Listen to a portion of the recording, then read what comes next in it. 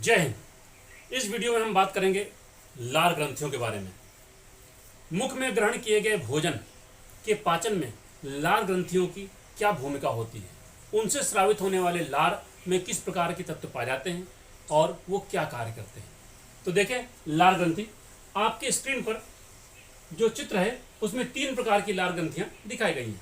अर्थात मानव मुख में 3 प्रकार की लार ग्रंथियां पाई जाती हैं। पहली लार ग्रंथि पैरेटिड ग्लैंड, जिसे हम कहते हैं उपकर्ण लार ग्रंथि। आप देख रहे हैं, यदि यहां पर मनुष्य का कान है तो कान के ठीक सामने और थोड़ा सा नीचे की ओर हटकर जो ग्रंथि पाई जाती है वो सबसे बड़ी लार ग्रंथि कहलाती है उपकर्ण लार ग्रंथि या पैरेटिड सैलिवरी ग्लैंड। ये कान के दोनों ओर, दाईं ओर और बाईं ओर पाई जाती है। ये एक जोड़ी पाई जाती है। सब मैंडिबुलर या अधोहनु लार ग्रंथि, आप देख रहे हैं कि इस जबड़े, निचले जबड़े की ओर पाई जाने वाली, इसलिए इसे कहा गया अधोहनु ग्रंथि। और ये सब लिंगुअल यानी मुख गुहा को यदि खोल कर देखा जाए तो जिह्वा के नीचे पाए जाने वाली अधोजिह्वा ग्रंथि। 3 प्रकार की लार ग्रंथियां होती हैं जिनसे स्रावित होने वाला तरल पदार्थ लार कहलाता है। लार क्या है? लार एक बहिस्रावी ग्रंथि है। बहिस्रावी ग्रंथियां क्या होती हैं? हमारे शरीर में पाई जाने वाली ग्रंथियां स्रावित पदार्थ की मुक्ति कहां पर हो रही है, इस आधार पर 2 प्रकार की होती है। यदि किसी ग्रंथि से उत्पन्न होने वाला पदार्थ शरीर के बाहर मुक्त होता है तो उसे कहते हैं बहिस्रावी ग्रंथि। जैसे लार से उत्पन्न होने वाला पदार्थ, लार ग्रंथि से उत्पन्न होने वाला पदार्थ, निष्कासित पदार्थ बाहर मुक्त होता है, बहिस्रावी ग्रंथि।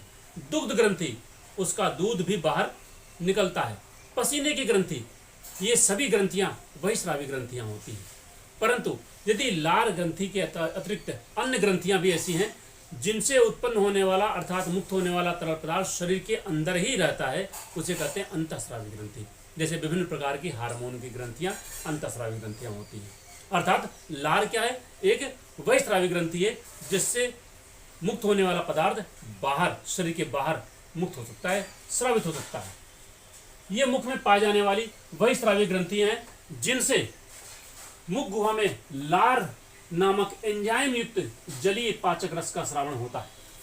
अर्थात इनसे उत्पन्न होने वाले जो तरल पदार्थ है उसमें जल की लगभग 98 से 99% मात्रा होती है, जिसे हम कहते हैं जलीय तरल। और उसमें भोजन को पचाने वाले एंजाइम मौजूद होते हैं, इसलिए ये जलीय तरल पाचक रस कहलाता है। जो मुख में ग्रहण किए गए भोजन को चबाने, पचाने, निगलने, स्वाद ग्रहण करने व बोलने में हमारी सहायता करता है। तो यह रही लार की संक्षिप्त परिभाषा।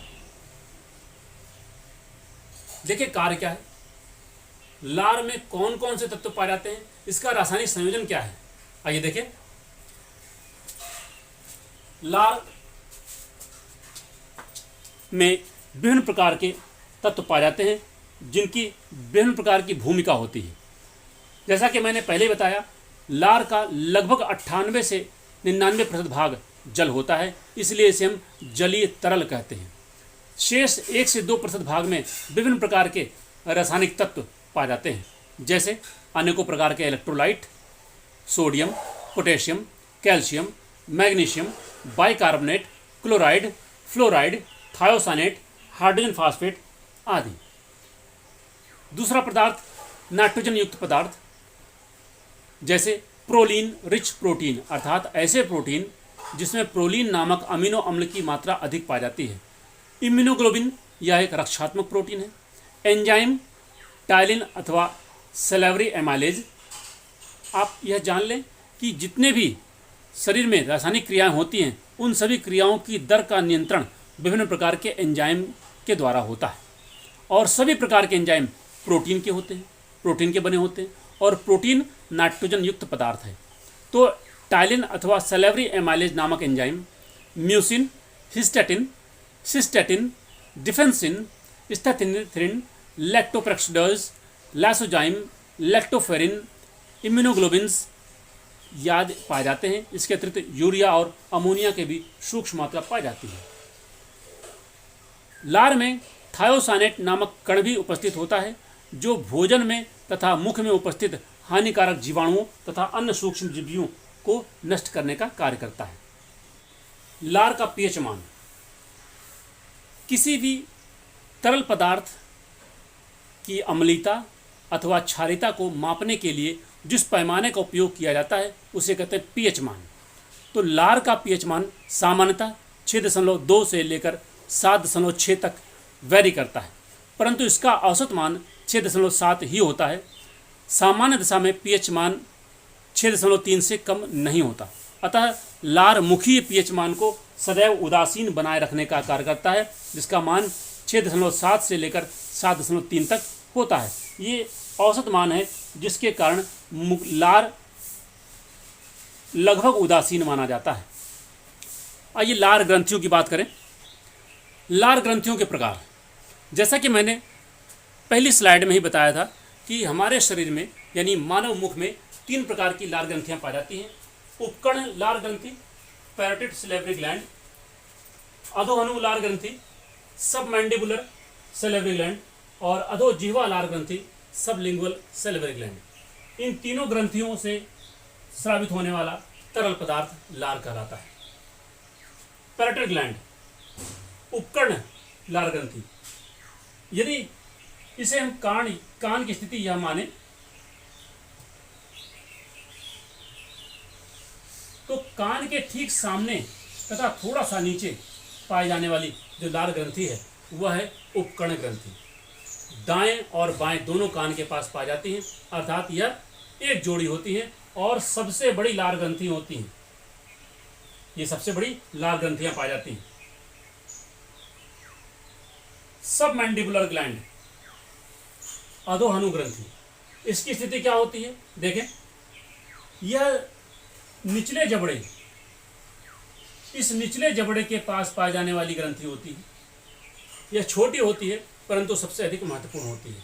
इससे स्रावित होने वाला जो लार है वो लार की कुल मात्रा का लगभग 60 से 70% अंश बनाता है और इसका लगभग जो वजन होता है वो 15 ग्राम होता है और इसका आकार 27 मिलीमीटर से लेकर 14 या 15 मिलीमीटर चौड़ा होता है। तो यह सबसे महत्वपूर्ण ग्रंथि होती है। और तीसरे प्रकार की जो ग्रंथि है जो जिह्वा के नीचे पाई जाती है वो सबसे छोटी ग्रंथि होती है, जिससे स्रावित होने वाला तरल पदार्थ लगभग कुल लार की मात्रा का 3 से 5% होता है। चूंकि जिह्वा के नीचे पाई जाती है इसलिए इसे कहा जाता है सबलिंगुअल, अधोजिह्वा। आप इस पिक्चर के द्वारा भी तीनों प्रकार की ग्रंथियों की स्थिति समझ सकते हैं। कर्ण के पास पाई जाने वाली लार ग्रंथि, पहली पैरोटिड ग्लैंड, निचले जबड़े के नीचे पाई जाने वाली सबमैंडिबुलर और जीभ के नीचे पाई जाने वाली सबलिंगुअल। आप इस फिगर में भी देख सकते हैं। यदि दर्पण के सामने खड़े होकर के हम अपने जीवा को ऊपर की ओर फोल्ड कर लें तो जीवा के नीचे पाई जाने वाली जो सबलिंगुअल ग्लैंड है हमें सरलता से दिख सकती है। आप इस फिगर में देखें, जीवा को ऊपर की ओर मोड़ देने के बाद वह जो नीचे की ओर पाई जा रही इस स्थान पर वह ग्रंथि क्या कहलाती है? सबलिंगुअल ग्लैंड कहलाती है। यहां पर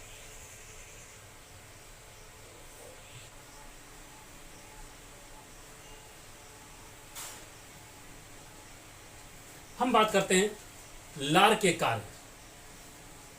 पहला कार्य, लार मुख गुहा तथा आहार नाल के अन्य भागों को नम एवं चिकना तथा फिसलनदार बनाए रखने का कार्य करता है, जिससे मुख में भोजन चबाने के बाद फिसलनदार ग्रास के रूप में बदल जाता है और वह फिसलनदार जो ग्रास है, निवाला है, वो सरलता से फिसलता हुआ हमारी ग्रास नली से होता हुआ आमाशय में पहुंच जाता है और इसमें लगभग 1.5 सेकंड का समय लगता है, 1.5 सेकंड। देखें, यदि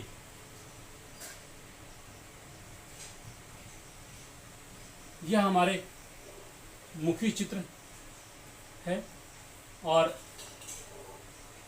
मुख गुहा में ग्रहण किया गया भोजन एक पतली सी नली के द्वारा आमाशय तक पहुंचता है जहां भोजन का पाचन होता है, परंतु यहां से यहां तक आने में लगभग 1.5 सेकंड का समय लगता है, परंतु यह समय तभी लगेगा जब भोजन निवाला, फिसलनदार और चिकना होगा। तो भोजन के चबाने के पश्चात बने हुए निवाले को नम, चिकना एवं फिसलनदार बनाने का कार्य लार कहता है, और लार के कारण ही वह भोजन सरलता से फिसलता हुआ आमाशय तक पहुंच जाता है। तो यह एक महत्वपूर्ण कार्य है लार का। अगले कार्य की बात करें, लार में पाया जाने वाला सेलेवरी एमाइलेज या टाइलिन नामक का एंजाइम पाया जाता है। यह एक मंड पाचक एंजाइम है। मंड अर्थात कार्बोहाइड्रेट। हमारे भोजन में 7 प्रकार के अवयव पाए जाते हैं: carbohydrate, lipid, protein, vitamin, nucleic अम्ल, खनिज लवण एवं जल। इन 7 में जो कार्बोहाइड्रेट अर्थात मंड वाला भाग है, जो प्रायः स्वाद में मीठा होता है, उस मंड वाले भाग को पचाने के लिए लार में विशेष प्रकार के एंजाइम पाए जाते हैं, जिसे हम कहते हैं टाइलिन या सेलेवरी एमाइलेज।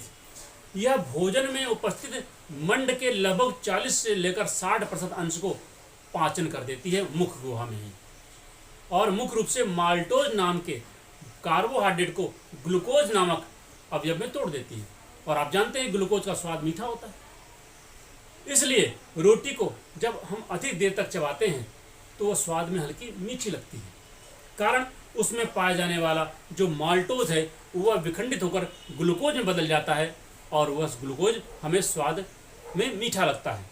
तो सेलेवरी एमाइलेज या टाइलिन नाम का एंजाइम लार में उपस्थित होता है, जो भोजन में उपस्थित मंड के 40 से लेकर 60% अंश का पाचन करके उसे माल्टोज को तोड़कर ग्लूकोज में बदल देता है, जिससे रोटी अधिक देर तक चबाने पर हमें मीठी लगती है। अगला कार्य देखें, भोजन में बहुत सारे हानिकारक जीवाणु भी उपस्थित हो सकते हैं। हमारे मुखी गुहा में बहुत सारे हानिकारक जीवाणु या सूक्ष्म जीवी उपस्थित हो सकते हैं। तो लार में उपस्थित थायोसानेट नाम का कण उन हानिकारक जीवाणुओं को नष्ट करके हमारी सुरक्षा का भी कार्य करता है। लार भोजन के साथ मिश्रित होकर जिह्वा पर पाए जाने वाले स्वाद कलिकाओं को उद्दीपित करके भोजन के विभिन्न अंशों के स्वाद का ज्ञान भी कराता है। यदि आप दर्पण के सामने खड़े होकर, शीशे के सामने खड़े होकर अपनी जिह्वा को बाहर निकालकर अवलोकन करेंगे तो आपको अपनी जिह्वा पर अनेकों दानेदार संरचनाएं दिखाई देंगी, जिन्हें कहते हैं सूक्ष्मांकुर, स्वादांकुर, टेस्ट बड। ये जिह्वा के बिल्कुल पीछे अर्थात जड़ वाले भाग में नहीं पाए जाते, परंतु जिह्वा के दोनों ओर, बीच में, जिह्वा के अग्रसिरे पर पाई जाती हैं। और विभिन्न प्रकार की स्वाद कलिकाएं विभिन्न प्रकार के भोजन अंश को स्वाद ग्रहण कराती हैं। ये मुख्य रूप से खट्टा, मीठा, नमकीन, कड़वा, कसैला और तीखे स्वाद का ग्रहण कराती हैं। परंतु ये ग्रंथियां जिह्वा के बिल्कुल पीछे अर्थात जड़ वाले भाग में नहीं पाई जाती। इसलिए यदि वहां पर किसी भोज का अंश जाता है तो हमें उसका स्वाद ज्ञान नहीं होता। अर्थात जब कड़वी दवाइयां अथवा टैबलेट या कैप्सूल खानी होती है तो हमें यह सलाह दी जाती है कि जिह्वा के बिल्कुल पिछले भाग में रखकर पानी से हमसे निगल लें। अर्थात वहाँ पर स्वाद कलिकाएं नहीं होती हैं, इसलिए यदि हम दवा की उस टैबलेट को हम पीछे भाग में रखेंगे जिह्वा पर तो हमें कड़वाहट का स्वाद ज्ञान नहीं होगा और हम सरलता से दवा निगल सकते हैं। तो वो जो स्वाद कलिकाएं हैं भोजन के विभिन्न अंशों का स्वाद ज्ञान तब कराएंगी जब भोजन के साथ मिश्रित होकर के वो जो लार स्वाद कलिकाओं को उद्दीपित करेगा। तो लार का यह भी एक महत्वपूर्ण कार्य है कि भोजन के विभिन्न अंशों का स्वाद ज्ञान कराना भी उसका महत्वपूर्ण कार्य है। यदि यह कार्य नहीं होता है तो हमें भोजन स्वाद रहित लगता है और हम अपने मन मुताबिक भोजन भरपेट नहीं खा सकते। तो लार का यह महत्वपूर्ण कार्य है कि वह भोजन के विभिन्न अंशों का स्वाद ज्ञान भी कराती है। अगला कार्य, लार मुखी पीएच के मान को लगभग उदासीन बनाए रखता है, जिसका मान 6.7 से लेकर लगभग 7.3 पीएच मान के बराबर होता है। लार का एक बहुत ही महत्वपूर्ण कार्य है। लार हमारे मुख में दांत, जबड़े तथा अन्य भागों में फंसे हुए भोजन कण को लगातार साफ करके वहां से हटाता रहता है। तो लार हमारे मुख के अंदर मुखी गुहा, दांत आदि की सफाई का भी कार्य करता है, जिससे भोजन ग्रहण करने के पश्चात भोजन के जो फंसे हुए अंश हैं उन पर जीवाणुओं की वृद्धि न होने पाए, अन्यथा जीवाणु उन भोज्य पदार्थ का विघटन करेंगे और विघटन करने के पश्चात जो दुर्गंध आएगी वो हमारे श्वास में दुर्गंध उत्पन्न करेगी। तो लार का एक महत्वपूर्ण कार्य है कि लार मुख गुहा की सफाई करके दुर्गंध को रोकता है। अगला कार्य, लार ग्रंथि की जो पैरोटिड ग्लैंड है वह सिरस नाम के तरल पदार्थ का स्रावण करती है, जबकि सब मैक्सिलरी यानी मैंडिबुलर ग्लैंड वो सिरस और म्यूकस दोनों प्रकार के लार का स्रावण करती है, इसलिए इसे मिश्रित ग्रंथि भी कहते हैं। जबकि सब लिंगुअल अधो जिह्वा ग्रंथि मुख्य रूप से म्यूकस प्रकृति वाले लससे पदार्थ का स्रावण करती है। लार दांतों के पुनर्खनिजीकरण अर्थात रीमिनरलाइजेशन का भी कार्य करती है। दांतों के ऊपर इनेमल नाम का एक पदार्थ पाया जाता है जो रक्षा कवच की भांति कार्य करता है, परंतु दांतों के निरंतर उपयोग के कारण, भोजन में उपस्थित हानिकारक जीवाणुओं के कारण, अम्लता एवं क्षारीयता के कारण दांतों के अंदर पाया जाने वाला जो खनिज पदार्थ है उसका क्षय होने लगता है, उसकी कमी होने लगती है। लार उन कमियों को भी पूरा करता है जिससे हमारे दांत मजबूत और सुदृढ़ बनाए रहते हैं और दांतों का जो कवच है वो भी क्षय रहित होता है, बिल्कुल सुरक्षित रहता है। तो दांत का यह भी कार्य है, वह रीमिनरलाइजेशन ऑफ टीथ भी करता है अर्थात पुनर्खनिजीकरण। लार जीवा को नम, जैसा कि मैंने पहले बताया था कि लार भोजन पाचन के अतिरिक्त भी एक महत्वपूर्ण कार्य करता है जिसकी हमारे जीवन के विभिन्न पक्षों में अत्यधिक महत्व है। लार जीवा तथा मुख गुहा के अंदर के भागों को सदैव नम बनाए रखता है, जिसके कारण हम विभिन्न प्रकार के शब्द का उच्चारण कर सकते हैं।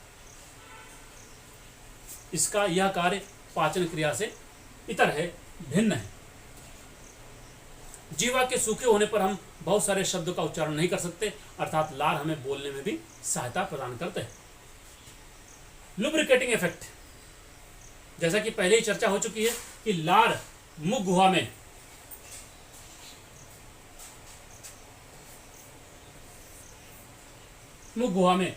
चिकनाहट बनाती है तथा मुख गुहा के भीतरी सतह पर पाए जाने वाले श्लेष्म कला को हानिकारक सूक्ष्म जीवियों के संक्रमण से एवं भोजन चबाने एवं निगलने के दौरान होने वाले घर्षण के दुष्प्रभाव से भी बचाती है। यदि आपको एक केले का छोटा सा टुकड़ा दे दिया जाए और कहा जाए बिना चबाए निगल जाए तो आप सरलता से उसे निगल सकते हैं, क्योंकि केले का जो वह टुकड़ा है उसमें नमी पर्याप्त मात्रा में है, वह चिकना और फिसलनदार है, सरलता से निगल सकते हैं। परंतु रोटी का एक टुकड़ा बिना चबाए निगलने की बात अगर होती है तो हम उसे निगलने में असमर्थ होते हैं, और यदि निगलने का प्रयास करते हैं तो हमारी मुख गुहा ग्रास नली में एक घर्षण पैदा हो जाता है जिससे ग्रास नली क्षतिग्रस्त हो जाती है। लार यही कार्य करता है। लार उस भोजन के अंश को, मुख गुहा के अंदर की जो दीवार है उसको नम और गीला बनाए रखता है, फिसलनदार बनाए रखता है, जिससे भोजन को चबाने तथा उसे निगलने के दौरान होने वाला जो घर्षण है वो न हो और दुष्प्रभाव से हम बचे रहें। एक अन्य कार्य भी है, जिस स्थान पर लगातार जल का श्रावण अर्थात पानी गिरता रहता है वहाँ किसी प्रकार की गंदगी, धूल कण आदि एकत्र नहीं हो पाती।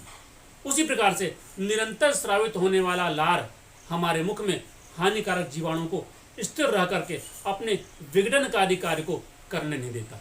तो निरंतर स्रावित होने वाला लार जीवाणुओं को भी हटाता रहता है। इस प्रकार से हमारे मुखी गुहा की सुरक्षा भी होती है। अन्य कार्य देखें, लार पीएच बफरिंग इफेक्ट अर्थात अम्लीता और क्षारीयता को नापने के लिए जिस पैमाने का हम इस्तेमाल करते हैं उसे कहते हैं पीएच, और बफरिंग इफेक्ट अर्थात अम्लीता और क्षारीयता जो दशा है उसे उदासीन बनाए रखने का कार्य करता है। इसलिए हमारे मुख गुहा के अंदर लगभग उदासीनता पाई जाती है, जिससे क्या होता है, लार दंत क्षय, डेंटल डिब्रिस, डेंटल कैरीज, दांतों में जो क्षय हो जाता है, दांतों में गुहिका बन जाती है, इस प्रकार की गतिविधियों को भी लार कम करने का कार्य करता है। एक अन्य महत्वपूर्ण कार्य, लार भोजन ग्रहण करने के पश्चात मुख के विभिन्न भागों में सफाई करने का कार्य करता है, जिससे भोजन के फंसे हुए अंशों का सड़ान न हो सके, अर्थात सड़ने की प्रक्रिया को भी कम करने का या रोकने का प्रयास करता है, जिससे श्वास की बदबू नहीं आती है। प्रायः रात्रि के समय भोजन ग्रहण करने के पश्चात भोजन के जो कण दांतों में मसूड़ में फंस जाते हैं, सोने के दौरान लार की मात्रा का स्रावण कम हो जाता है और तब प्रॉपर वे में ठीक तरीके से मुख गुहा की सफाई नहीं हो पाती और उस फंसे हुए भोज्य कण पर जीवाणु की वृद्धि प्रारंभ हो जाती है। वो जीवाणु उस भोज अंश का भोजन ग्रहण करते हैं और उस भोज अंश का जो प्रोटीन है उसके विखंडन के फलस्वरूप सल्फर गैस, बदबूदार गैस उत्पन्न होती है और रात्र भर मुखी गुहा के बंद रहने के कारण वह गुहा के अंदर गैस एकत्र होती रहती है। इसलिए सुबह श्वास की बदबू या दुर्गंध उत्पन्न हो जाती है। तो लार के निरंतर स्रावित होते रहने से यह बदबू उत्पन्न होने वाली दशा नहीं हो पाती है, अर्थात लार श्वास की बदबू को भी कम करने का कार्य करता है। इसलिए प्रायः दिन के समय मुख से बदबू कम आती है अथवा नहीं आती है, परंतु रात्रि के बाद जब हम सुबह उठते हैं तो मुख से श्वास की बदबू अवसर आती है। इसका एक महत्वपूर्ण कारण है मुख गुहा की सफाई न हो पाना। आप देख सकते हैं मुखी दुर्गंध या बैड ब्रीथ या हेलिटोसिस या फिटर ऑरिस क्या कारण है। जैसा कि मैंने पहले ही बताया कि लार मुख गुहा के विभिन्न अंशों का या विभिन्न भागों का सफाई का कार्य करती है। रात्रि के समय मुख के विभिन्न भागों में फंसे हुए भोज कण पर जीवाणु तीव्र वृद्धि करते हैं। मुख में उपस्थित जीवाणुओं के शरीर में होने वाली प्रोटीन का विखंडन जब होता है उस क्रिया के फलस्वरूप सल्फर गैस या हाइड्रोजन सल्फाइड नामक गैस उत्पन्न होती है, जिसकी दुर्गंध सड़े अंडे की गंध से मिलती जुलती है। यह गैस मुख के भीतर रात भर लाखों जीवाणुओं के विखंडन की क्रिया के फलस्वरूप एकत्र होती रहती है और सुबह मुखी या श्वास की दुर्गंध का कारण बनती है। परंतु दिन के समय ऐसा इसलिए नहीं होता क्योंकि लार के निरंतर स्रावित होने के कारण मुख गुहा की निरंतर सफाई होती रहती है, जबकि रात्रि के समय लार के श्रावण की दर कम हो जाती है और मुख गुहा बंद हो जाता है। इसलिए उत्पन्न होने वाली गैस मुख से बाहर नहीं जा पाती और वह सुबह उठते ही मुखी दुर्गंध या श्वास की दुर्गंध का कारण बनती है। तो इस प्रकार हम लोगों ने इस वीडियो में चर्चा की लार ग्रंथियों के प्रकार, लार के विभिन्न कार्य तथा लार किस प्रकार से मुखी दुर्गंध को रोकने का भी कार्य करती है। इस वीडियो को पॉज करके आप नोट्स बना सकते हैं, आने वाली परीक्षा की तैयारी कर सकते हैं और सब्सक्राइब करके फ्री एजुकेशन को बढ़ावा दे सकते हैं। जय हिंद, जय भारत।